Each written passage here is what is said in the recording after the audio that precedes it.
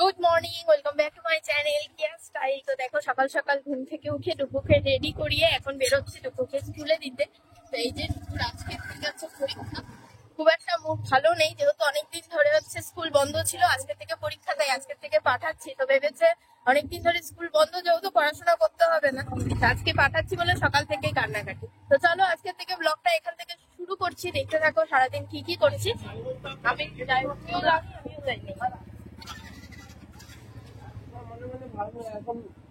ওরাও তো ঢুকতে দিল না। তো আজকে ঢুকতে হচ্ছে একা একা স্কুলের ভেতরে গেছে। প্রতিদিন যেরকম আমরা যাই, ভেতরে যাই, আর আজকে এমনিতেও মাসিও ঢুকতে দেয়নি, যেহেতু অনেকদিন হয়ে গেছে। তো এখন থেকে একটু একটু করে অভ্যাস করাচ্ছে। একা একা নিজে মানে ক্লাসরুমে গেল।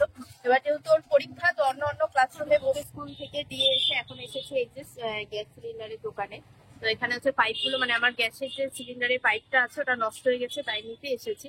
অনেক দিন গেল, মানে 3-4 বছর উপরে গেল পাইপটা। তো এখন দেখি যে লিক হচ্ছে গ্যাস, আর গন্ধ বাড়াচ্ছে, তারপরে কালি উঠছে। তো তাই আর কি নিয়ে নি। আর এত সকাল সকাল এসেছি, প্রায় বেশিরভাগ দোকানই বন্ধ থাকে আশেপাশে। আর এমনি তো আমাদের এখানে শনিবারে প্রত্যেকটা দোকানই বন্ধ থাকে। তাহলে উঠে কোনো রকমে বুকে রেডি করিয়ে দিয়ে ওকে স্কুলে দিয়ে এসেছিলাম। আর বিছানা টিছানা কিছু পরিষ্কার করা হয়নি।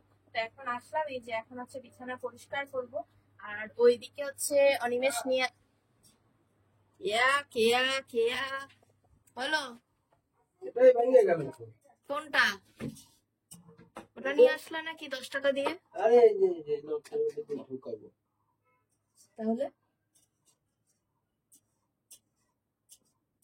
কি করবো এখন?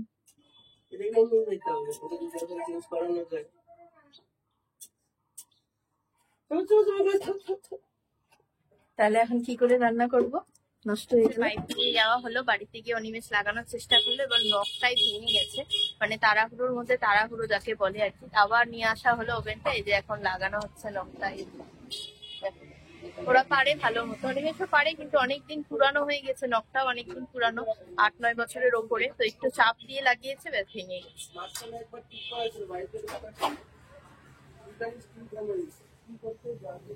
দেখো বাড়িতে আসলাম, আর এসে এই যে গ্যাসটা তো আজকে সকাল থেকে প্রচন্ড ঝামেলা শুরু হয়ে গেছে জানো।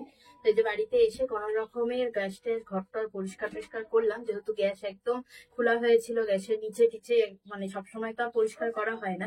তো সব জং টং গুলা নিচে পড়েছিল, ওগুলো সব ধোয়া করে মুছে টুছে পরিষ্কার রাখলাম।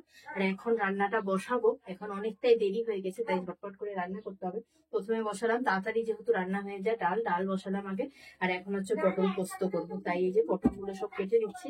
আর এই যে আমি যেহেতু ছিলাম না, তো মা তাড়াতাড়ি করে এই যে তরকারিটা করে রেখেছে। এটা হচ্ছে বিট সব সবজি দিয়ে 12 মিশালি একটা তরকারি। আর এখানে হয়েছে তোমার হচ্ছে করলা ভাজা আর লাল শাক ভাজা, এটা মা করে রেখেছে। এবার আমি হচ্ছে ডাল আর পটল পোস্তটা করবো। তো চলো রান্নাগুলো করে নি ঝটপট করে। ডুগ্গুর স্কুল হয়ে গেল, এখন পাপা কোথায় যাচ্ছে ডুগ্গু? রামকৃষ্ণ পাড়ার স্কুলে। আচ্ছা, তাই তুমি কি পাপার সাথে যাবা নাকি? কেন?